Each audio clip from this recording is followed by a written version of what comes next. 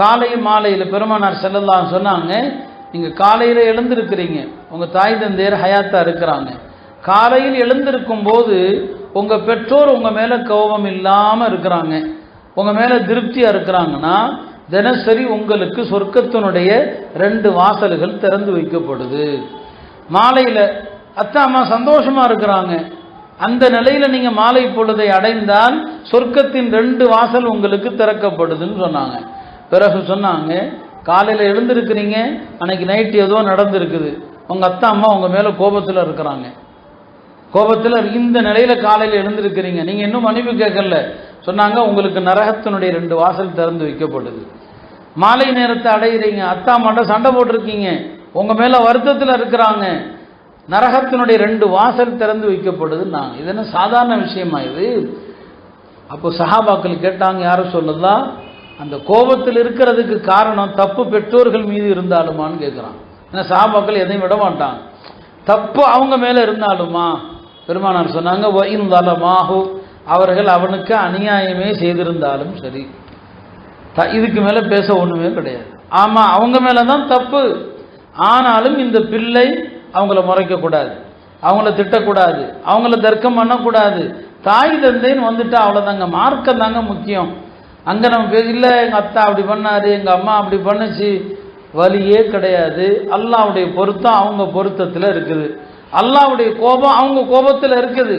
எனவே மற்ற உலகத்தில் யாரோடு வேண்டுமானாலும் நீங்கள் நியாயமாக இருந்தால் சண்டை போடலாம், அதான் மார்க்க சட்டம், அதுதான், விட்டு கொடுக்கறது வேற.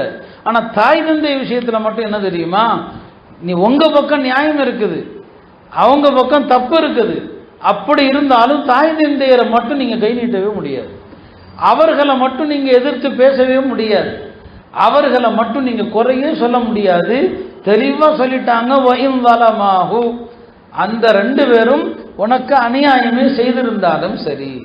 இதை விட தெளிவாக எப்படி உயர்த்த வேண்டிய அவசியம் என்ன இருக்குது? அருமையானவர்களே, ரசூல் ஸல்லல்லாஹு அலைஹி வஸல்லம் ஒரு ஹதீஸில் சொன்னாங்க, அல்லாஹ் 7 பேரை தன்னுடைய படைப்புகளில் 7 வானத்திற்கு அப்பால் இருந்து சபிக்கிறான். இதை சொல்லும் போதே ஒரு அழுத்தம் கொடுக்குறாங்க. அல்லாஹ் அர்ஷிலிருந்து சபிக்கிறான், 7 பேர்த்து சபிக்கிறான்.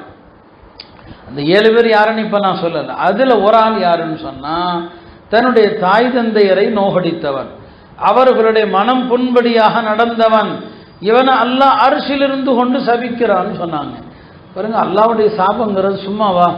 அல்லாஹ் சபிச்சா நம்ம இங்கே என்னங்க ஆகிறது?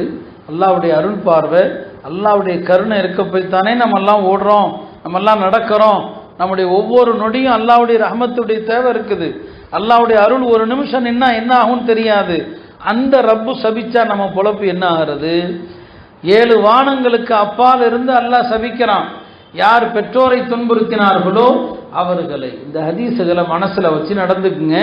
பெருமானார் ஸல்லல்லாஹு அலைஹி வஸல்லம் சொன்னாங்க, ஒரு மனிதன் பெற்றோரை துன்புறுத்திய நிலையில மூத்தா போயிட்டான், அல்லாஹ்வை சந்திக்க பெற்றோரை துன்புறுத்தி கொண்டே இருக்கிறான்.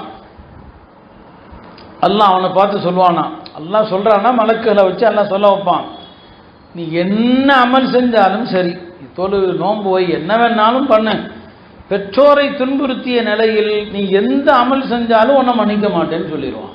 இதுக்கு மாற்றமாக ஒருவர் பெற்றோருக்கு உபகாரியா இருக்கிறாரு, அல்லாஹ் அவருக்கு என்ன சொல்லுவான்னு சொன்னா, நீ என்ன தப்பு பண்ணாலும் நான் உன்னை மன்னிச்சிருவேன்னு சொல்லி.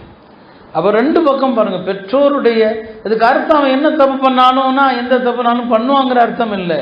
பெற்றோருக்கு உபகாரம் செய்யறதுனால பல பாவத்தை விட்டு அல்லாஹ் பாதுகாத்துருவான், அது வேறு பக்கம். ஆனால் அல்லாஹ் சொல்லக்கூடிய வார்த்தை என்ன? பெற்றோரை மதிக்காதவன் நீ என்ன வேணாலும் அமல் செய், உனக்கு மன்னிப்பு கிடையாது. பெற்றோருக்கு உபகாரம் செய்கிறவன் அவருக்கு சொல்லப்படும், நீ என்ன தவறு செய்தாலும் உன் பாவத்தை நான் மன்னிச்சிருவேன். ஆக இதெல்லாம் ரசூல் ஸல்லல்லாஹு அலைஹி வஸல்லம் அவர்கள் எவ்வளவு கடுமையாக சொல்றாங்க. அல்லாஹ் தஆலா மூசா அலைஹிஸ்ஸலாமை பார்த்து சொன்னானா, பெருமானார் ஸல்லல்லாஹு அலைஹி வஸல்லம் சஹாபாக்கள் சொல்றாங்க, மூசா அலைஹிஸ்ஸலாமுக்கு அல்லாஹ் சொன்னானா, பெற்றோரை துன்புறுத்தியவன் தன்னுடைய பெற்றோரை பார்த்து சொன்ன ஒரு வார்த்தை அது என்னிடத்தில் ரொம்ப பயங்கரமானது அப்படின்னு அல்லாஹ் சொன்னானா. பெற்றோரை துன்புறுத்தக்கூடிய ஒரு ஆளு அவன் தாய் தந்தையரை பார்த்து சொன்ன ஒரு வார்த்தை அது மக்களுடைய பார்வையில் லேசா இருக்கலாம், ஆனால் என்னிடத்துல ரொம்ப கடுமையானது அப்படின்னு அல்லாஹ் மூசா அலைஹிஸ்ஸலாம்ட்டு சொன்னானா. அது எந்த வார்த்தை அப்படின்னு மூசா அலைஹிஸ்ஸலாம் சொல்லல.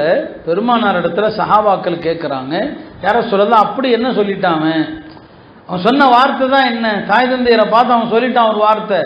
அல்லாஹ் சொல்கிறானா ஏண்டா அது கடுமையானது, ரப்பு சொல்கிறானா அது எவ்வளோ பெருசாக இருக்கும் யோசிச்சு பாருங்க.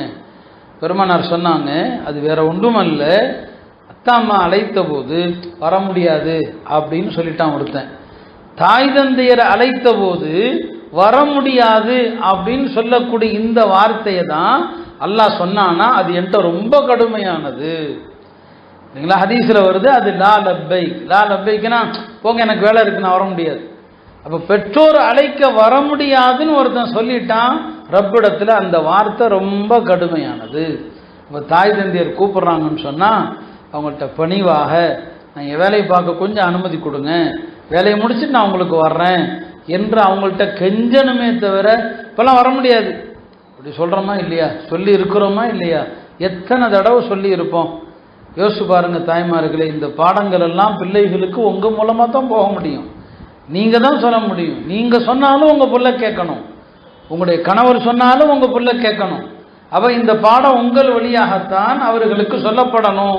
அப்போ தாய் தந்தையரை பார்த்து சொன்ன ஒரு வார்த்தை தானே லா லப்பை, நான் வர முடியாது அப்படின்னு சொல்லிட்டா எவ்வளோ கடுமையாக இருக்கும். அல்லாஹ் அதை எவ்வளோ பாவமாக கருதுனா